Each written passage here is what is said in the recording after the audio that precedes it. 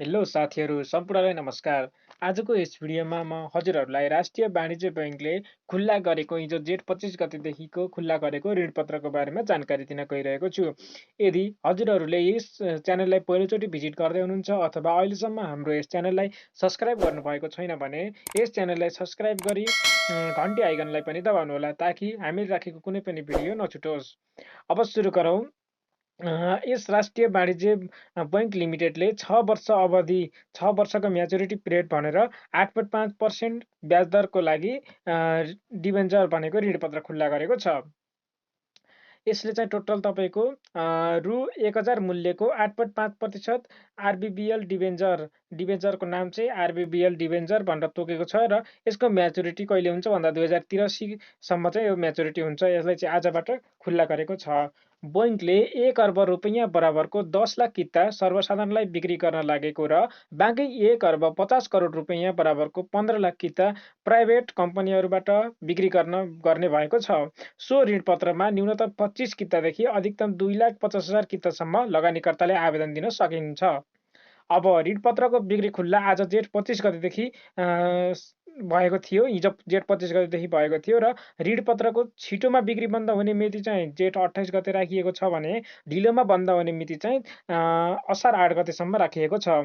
वाणिज्य बैंकको ऋणपत्रको निष्कासन तथा बिक्री प्रबन्धक कुन भन्दा एनआइबिएल एस क्यापिटल लिमिटेड रहेको छ र ऋणपत्रमा आवेदन दिन इच्छुक लगानीकर्ताले सिडिएससीको मेरो सेयरबाट अनलाइनबाट र सम्बन्धित जुन ब्याङ्कमा गई त्यहाँबाट पनि फर्म भरेर आवेदन दिन सकिनेछ।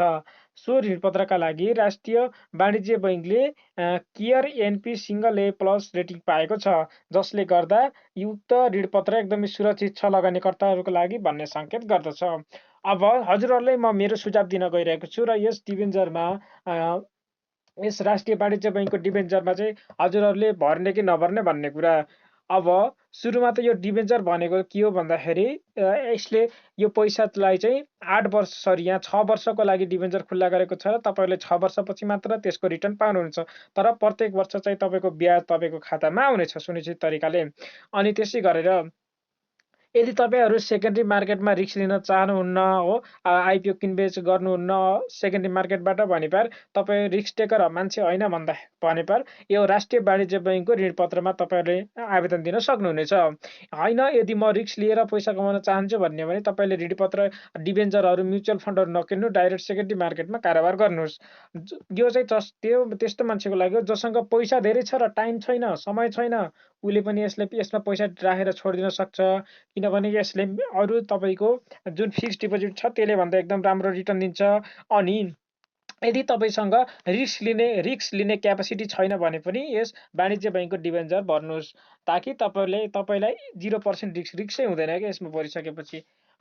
यस भिडियोमा यति नै। अब फेरि पनि म अरू भिडियोमा शेयर बजार सम्बन्धी नयाँ खबरहरू समाचारहरू लिएर उपस्थित हुने नै छु। हस्त धन्यवाद।